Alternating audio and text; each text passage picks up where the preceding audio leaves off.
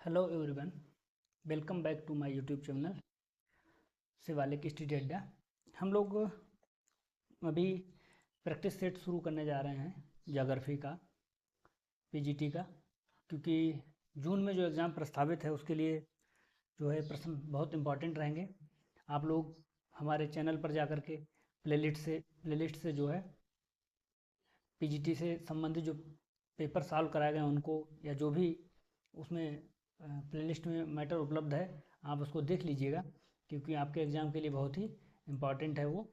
चलिए हम लोग समय ना बर्बाद करते हुए शुरू करते हैं। हमारा जो पहला प्रश्न है वो है, सूची एक को सूची दो के साथ सम्मिलित कीजिए तथा सही उत्तर का चयन कीजिए। ठीक है, तो आप देख पा रहे हैं अगर, तो इसमें जो है एक तरफ नदियाँ दी गई हैं, दूसरी तरफ जलप्रपात दिए गए हैं। ठीक है, तो हमको इससे मिलान करना है। सारावती नदी पर जो है, सारावती नदी पर जोग, ठीक है, सुवर्ण रेखा पर हुंड्रू जलप्रपात है, सुवर्ण रेखा हुंड्रू जलप्रपात है। कावेरी नदी पर जो है शिव समुद्रम है, और नर्मदा नदी पर धुआंधार है। ठीक है, तो इसका हमें मैच करना, नीचे जो हमारे कोड दिए गए हैं। ए का तीन जो है कहाँ मिल रहा है, विकल्प ए में मिल रहा है। ठीक है, तो हमारा इस प्रश्न का जो सही उत्तर है वो क्या हो गया, विकल्प ए सही हो गया। ठीक है, सारावती जो कहाँ जोग पे है, जोग जो है जलप्रपात सारावती नदी पे है। हुंड्रू जलप्रपात जो है वो सुवर्ण रेखा नदी पर है। धुआंधार जो है वो नर्मदा नदी पर है, और शिव समुद्र जलप्रपात जो है कावेरी नदी पर है। आगे हम लोग देखते हैं, भारत में प्रथम उर्वरक कारखाने की स्थापना निम्नलिखित में से किस स्थान पर की गई है। भारत में किसकी प्रथम उर्वरक कारखाने की जो है स्थापना कहाँ की गई है, तो इस प्रश्न का जो सही उत्तर है वो है रानीपेट। रानीपेट में जो है प्रथम कारखाना लगाया गया था। कब लगाया गया था, 1906 में। ये कहाँ स्थित है, तमिलनाडु में है ये। ठीक है, और ये किस लिए लगाया गया था, सुपर फास्फेट जो है उर्वरक के लिए लगाया लगाया गया था, सुपर फास्फेट के उत्पादन के लिए। ठीक है, आगे हम लोग देखते हैं, अगला प्रश्न है, निम्नलिखित में से भारत के कृत्रिम बंदरगाह हैं। ठीक है, तो यहाँ पर जो है 4 बंदरगाह दिए गए, पूछा गया कौन सा जो है कृत्रिम बंदरगाह है, तो विकल्प है हमारा चेन्नई, कोच्चि, तूतीकोरिन और विशाखापत्तनम। ठीक है, तो आपको पता है कि जो हमारा चेन्नई है वो कृत्रिम बंदरगाह है। चेन्नई जो है कैसा है, कृत्रिम बंदरगाह है। और जो है तूतीकोरिन, तूतीकोरिन भी कृत्रिम बंदरगाह है। ठीक है, तो ए और 3 ये कृत्रिम बंदरगाह है, बाकी कोच्चि और विशाखापत्तनम प्राकृतिक बंदरगाह है। ठीक है, आप देख लीजिए, एक और तीन हमारा ऑप्शन नंबर सी सही है। ठीक है, अगला प्रश्न हम लोग देखते हैं कि निम्नलिखित कथनों पर विचार कीजिए। कथन है कि भारत में मानसून के लिए दक्षिणी गोलार्ध की दक्षिणी पश्चिमी व्यापारिक पवनें उत्तरदायी हैं।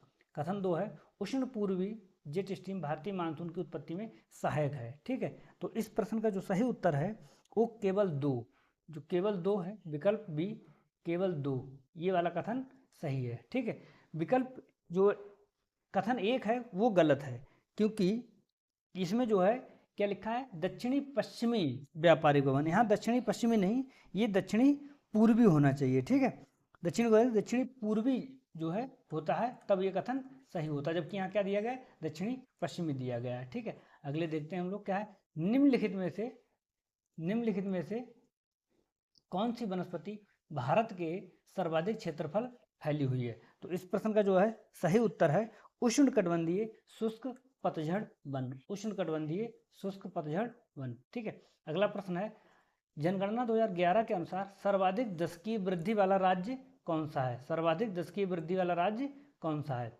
विकल्प दिए गए हैं हमारे पास 4, मेघालय, नागालैंड, बिहार और उत्तर प्रदेश। ठीक है, तो आपको पता है कि जो मेघालय है, मेघालय की जो है दशकीय वृद्धि दर है वो है 27.95%। ठीक है, जबकि नागालैंड जो है, नागालैंड की है -0.6%। ये दो प्रश्न बहुत इंपॉर्टेंट हैं। जो सर्वाधिक दशकीय वृद्धि दर वाला जिला है, राज्य है, वो है मेघालय 27.95। जो न्यूनतम है वो क्या है, नागालैंड की है। ठीक है, तो 2 प्रश्न आपके यहाँ से तैयार हो जाएंगे। आगे देखते हैं हम लोग, उरुग्वे की राजधानी क्या है, उरुग्वे की राजधानी क्या है। ठीक है, उरुग्वे की जो राजधानी वो है मोंटेविडियो, विकल्प सी सही है। असुन्सियान जो है वो पराग्वे की राजधानी है, पराग्वे की राजधानी है। सैंटियागो चिली की राजधानी है, चिली की राजधानी है, ठीक है। और लीमा आप लोगों को पता है पेरू की राजधानी है, लीमा जो है किसकी राजधानी है, पेरू की राजधानी है। तो इस प्रश्न का जो सही उत्तर हो जाएगा वो क्या हो गया, विकल्प सी। अगला प्रश्न हम लोग देखते हैं, निम्नलिखित में से कौन सा देश काला सागर की सीमा को स्पर्श करता है। अगर आप लोग थोड़ा सा मैप से समझने का प्रयास करेंगे यहाँ पर, ठीक है, तो लगभग इस तरह कुछ काला सागर है, ठीक है। तो अगर आप यहाँ पे देखेंगे इधर, तो इधर रूस टच करता है, ठीक है। उत्तर की तरफ अगर इधर देखेंगे तो यूक्रेन टच करता है, रूस यूक्रेन। इधर देखेंगे आप उत्तर पश्चिम में तो क्या है, रोमानिया टच करता है इससे, ठीक है। फिर यहाँ पर बल्गारिया है, ठीक है, अगर आप देखेंगे मैप में उठा के देखेंगे, ठीक है। उसके बाद यहाँ पर अगर आप देखेंगे नीचे साइड दक्षिण साइड पूरा इधर क्या है, तुर्की है, पूरा तुर्की है। और इधर थोड़ा सा हिस्सा यहाँ पर जॉर्जिया टच करता है, ठीक है। तो आप देखेंगे 1 2 3 4 5 6, और यही 6 विकल्प में हमारे दिए गए हैं, यूक्रेन, रूस, जॉर्जिया, तुर्की, बल्गारिया और रोमानिया। तो इस प्रश्न का जो है ये 6 जो विकल्प दिए गए, 6 देश किसको टच करते हैं, काला सागर को टच करते हैं, ठीक है। इससे हमारा जो विकल्प है वो सी सही हो जाएगा, 1 2 3 4 5 6। अगला देखते हैं, अक्षय के संदर्भ में निम्नलिखित कथनों पर विचार करें। अक्षय के संदर्भ में निम्नलिखित कथनों पर विचार करें, ठीक है। पहला कथन क्या है इसमें, पहला कथन जो है, चट्टानों के अपने ही स्थान पर कमजोर होने, टूटने फूटने एवं विखंडित होने की प्रक्रिया को अक्षय कहते हैं। ये कथन बिल्कुल सही है। दूसरा क्या, घर्षण एवं दबाव, घर्षण एवं दबाव अक्षय का रासायनिक कारक है, नहीं ये गलत है, रासायनिक नहीं है, ये कैसे कारक हैं, भौतिक कारक हैं, ठीक है। तो हमारा इस प्रश्न का जो कथन 1 है वो सही हो जाएगा, यानी कि विकल्प ए सही उत्तर है इसका, ठीक है। आगे हम लोग देखते हैं प्रश्न संख्या 10, ब्राजील में उष्णकटिबंधीय सदाहरित वनों को कहते हैं, ठीक है। तो ब्राजील में जो उष्णकटिबंधीय सदाहरित वन है उनको क्या कहा जाता है, सेल्वा कहा जाता है, सेल्वा कहा जाता है ब्राजील में, ठीक है। अगला प्रश्न हम लोग देखते हैं, निम्नलिखित कथनों पर विचार कीजिए।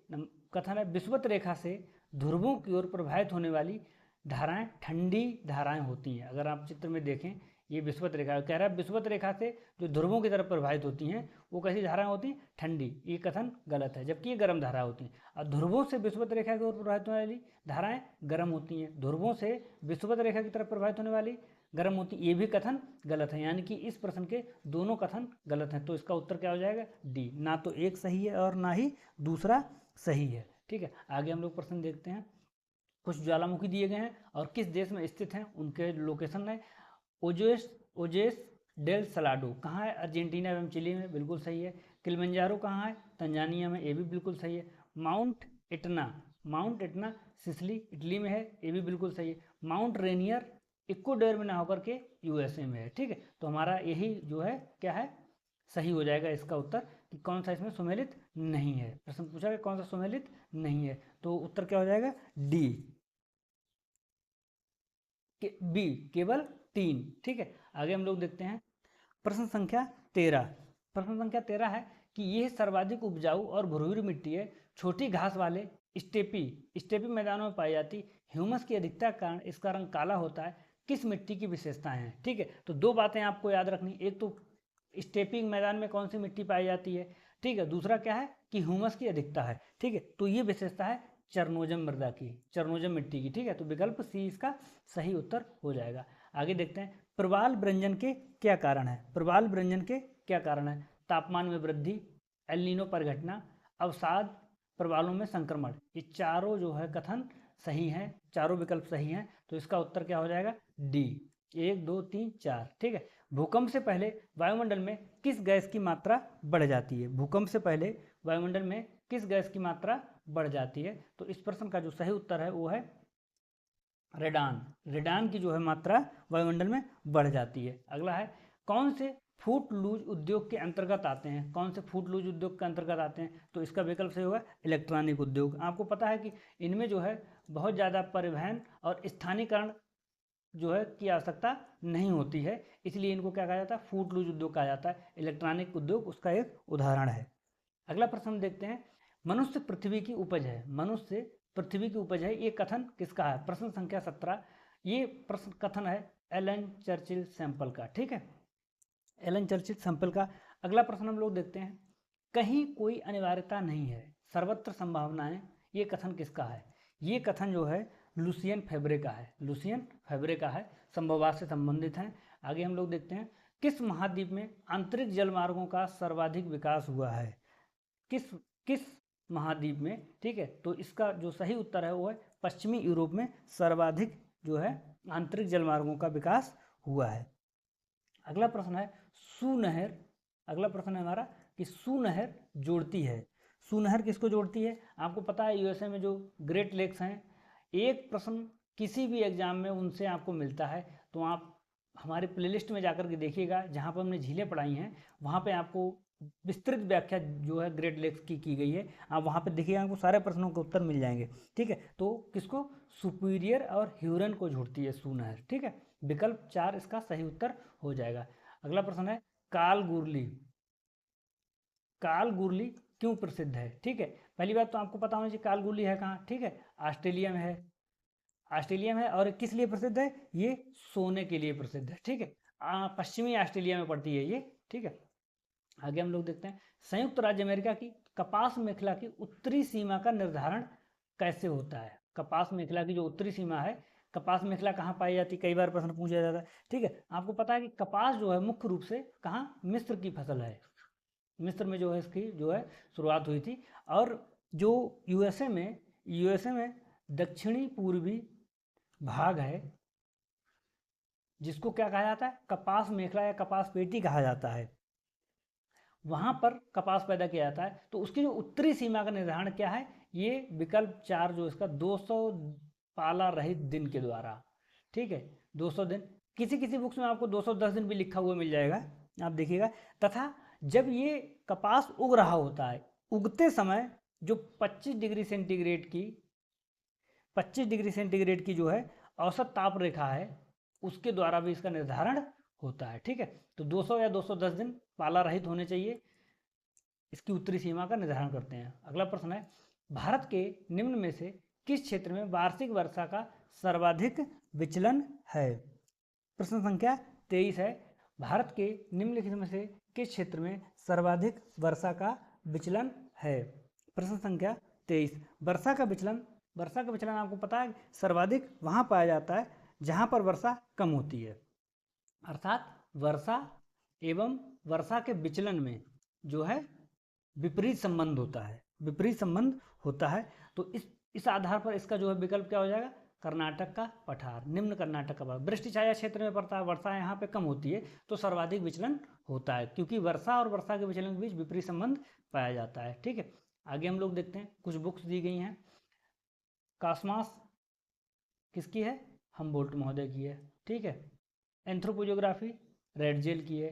द ज्योग्राफिक साइकिल डेविस महोदय की है। The nature of geography Richard Hartshorne की है, ठीक है। तो इस प्रश्न का जो सही उत्तर है वो हो जाएगा 24 का ए, DCBA, ठीक है, ए का डी, बी का सी का बी और डी का ए, DCBA कथन प्रश्न विकल्प संख्या 1 इसका सही उत्तर हो जाएगा। अगला प्रश्न है कि निम्न में से कौन सी जलवायु की उत्पत्ति वायदा पेटियों के ऋत्विक खिसकाव का परिणाम है? ऋत्विक खिसकाव का परिणाम है, तो बहुत कई बार रिपीट किया गया है। भूमध्य सागरीय जो है जलवायु का जो है वो विशेषता है कि ऋतु के अनुसार इसकी पेटियों में जो खिसकाव होता है तब भूमध्य सागरीय जलवायु की उत्पत्ति होती है। अगला प्रश्न है, पेट्रोलियम की संचित राशि किस देश में सर्वाधिक है? ठीक है, कई बार रिपीटेड ये भी प्रश्न है। वेनेजुएला में सर्वाधिक संचित भंडार हैं, ठीक है। अगला प्रश्न है, निम्नलिखित में से कौन विशिष्ट समूह से संबंधित नहीं है? कौन, प्रश्न संख्या 27 है कि कौन विशिष्ट समूह से संबंधित नहीं है, 27, ठीक है। तो आपको पता है कि रिफ्ट घाटी, यहाँ पे हॉस्ट पर्वत है ये, ठीक है, हॉस्ट पर्वत और ग्राबेन का निर्माण जो है किसके द्वारा होता है? भ्रंश के द्वारा होता है।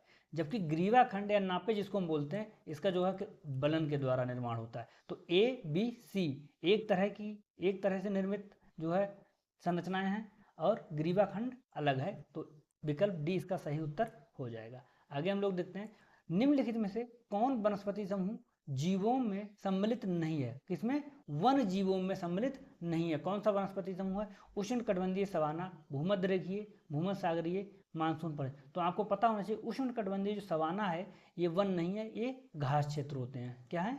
घास क्षेत्र है। तो इसका विकल्प जो है ए सही हो जाएगा, 28 का ए।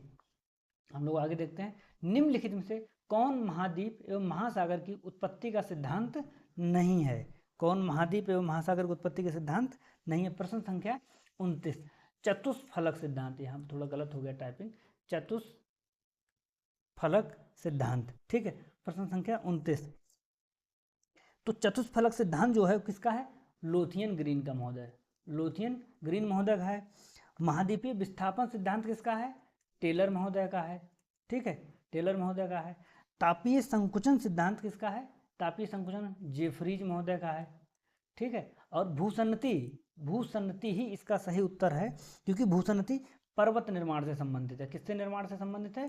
पर्वत निर्माण से संबंधित है। जबकि हमारा प्रश्न पूछा गया है कि महाद्वीप और महासागर की उत्पत्ति किसके द्वारा होती है?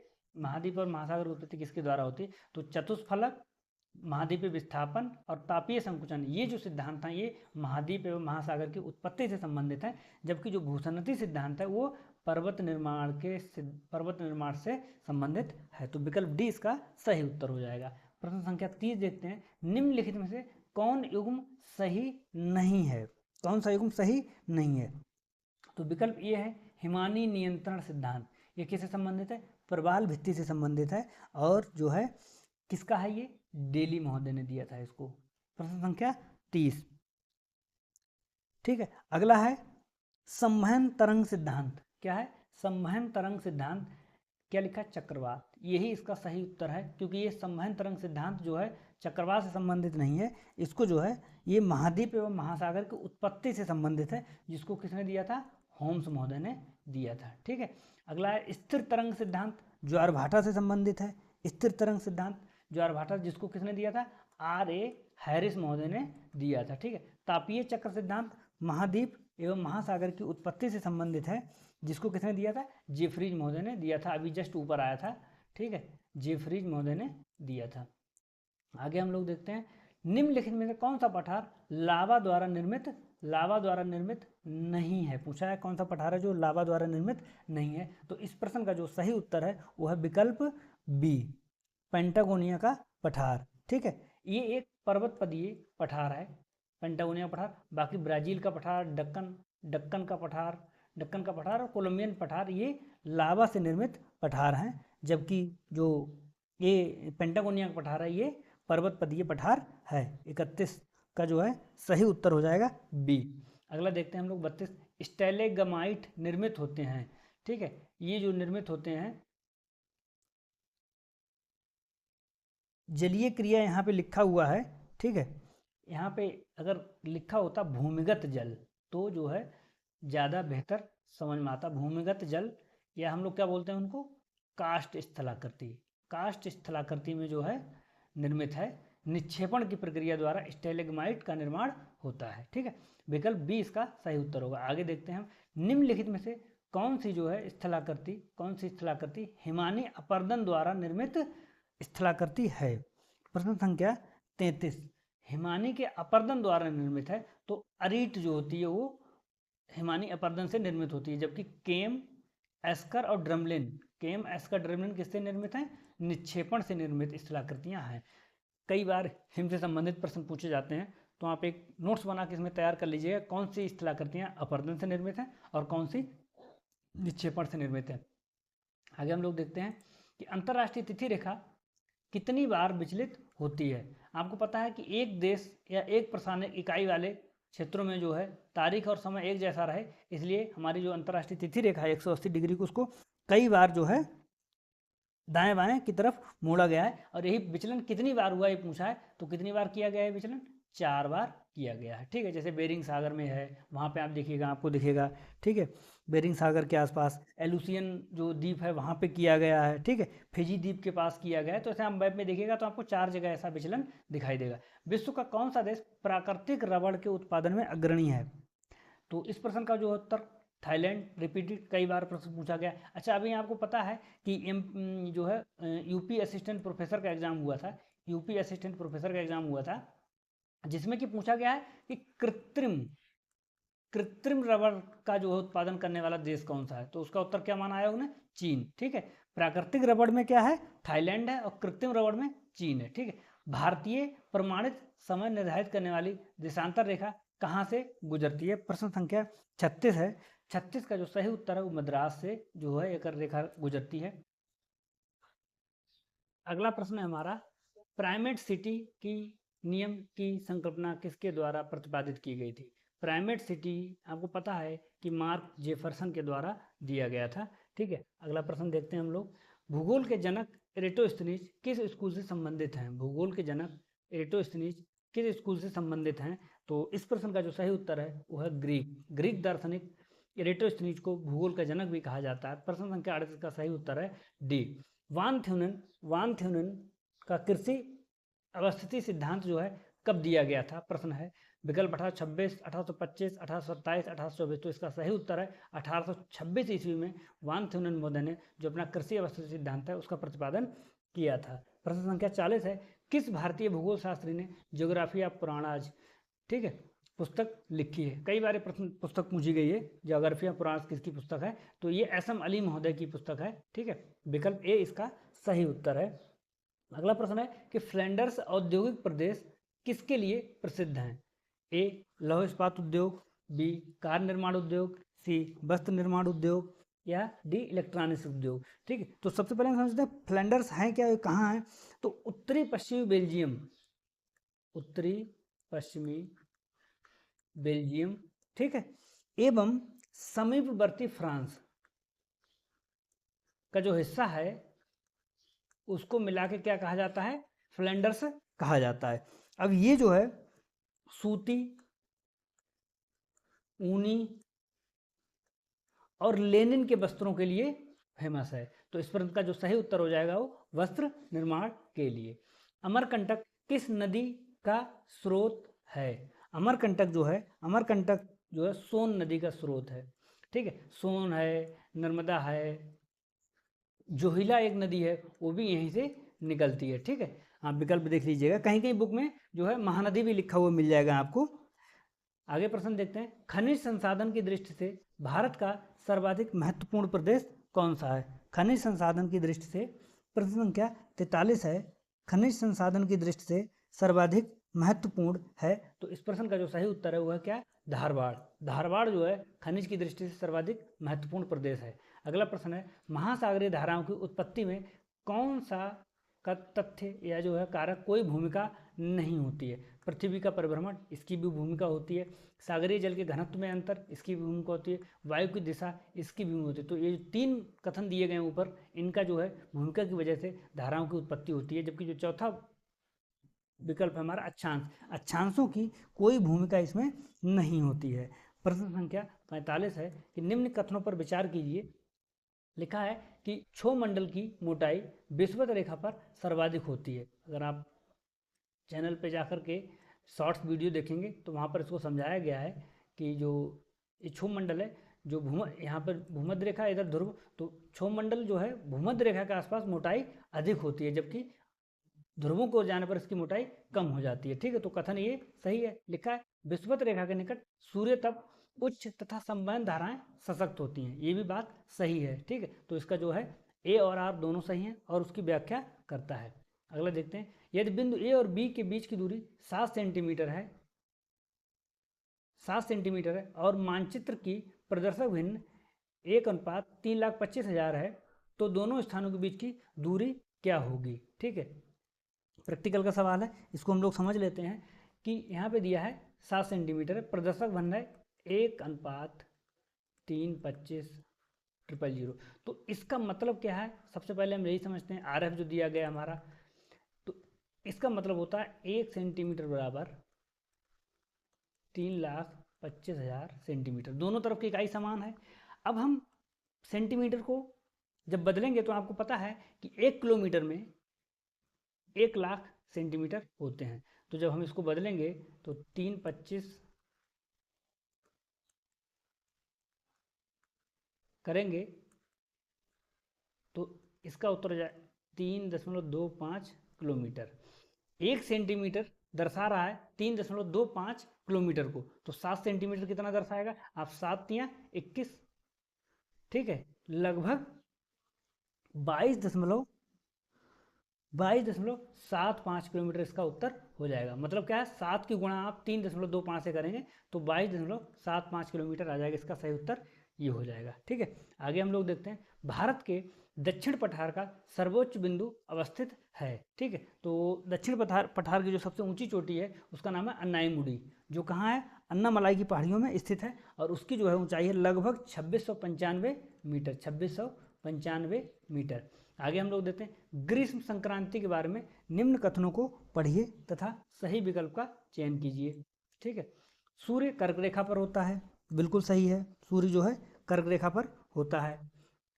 सूर्य मकर रेखा पर होता है, गलत है। जब कर्क संक्रांति की बात हो रही है, ग्रीष्म संक्रांति की बात हो रही है, तो सूर्य कहाँ होगा? कर्क रेखा पर होगा। उत्तरी गोलार्ध में सबसे बड़ा दिन और रात छोटी होती है, ये भी बात सही है। दक्षिणी गोलार्ध में सबसे बड़ा दिन रात छोटी होती है, ये गलत है। तो इस प्रश्न का जो सही उत्तर हो जाएगा 1 और 3 सही है। ठीक है, अगला प्रश्न है, डॉल्फिन चैलेंजर कटक जो है ये कहाँ स्थित है? प्रश्न संख्या 49। ये हमारे अटलांटिक महासागर में स्थित है, जो आपको पता है कि एस आकार में फैला हुआ है, वहाँ पर डॉल्फिन कटक स्थित है। ठीक है, प्रश्न संख्या क्या है? 49। प्रश्न संख्या 49 में जो है, मध्य अटलांटिक कटक में विषुवत रेखा के दक्षिण में ऐसा आकार का फैला हुआ है। विषुवत रेखा के दक्षिण में चैलेंजर कटक है, और जो है उत्तर की तरफ डॉल्फिन उभार है। ठीक है, तो ये कहाँ पे है? अटलांटिक महासागर की बात हो रही है। मेट्योर बांध स्थित है। प्रश्न संख्या 50। मेट्योर बांध कहाँ स्थित है? मेट्योर बांध विकल्प बी, कावेरी नदी पर स्थित है। ठीक है, कृष्णा नदी, महानदी, गोदावरी नदी, कावेरी नदी, तो इसका सही विकल्प क्या हो गया? कावेरी नदी पर स्थित है। ठीक है, ऐसे ही महत्वपूर्ण और प्रश्नों को, जो कि आपकी परीक्षा की दृष्टि से बहुत ही इंपॉर्टेंट होने वाले हैं, कि जो श्रृंखला हम चला रहे हैं, आप हमारे चैनल पर जाकर के देखिएगा।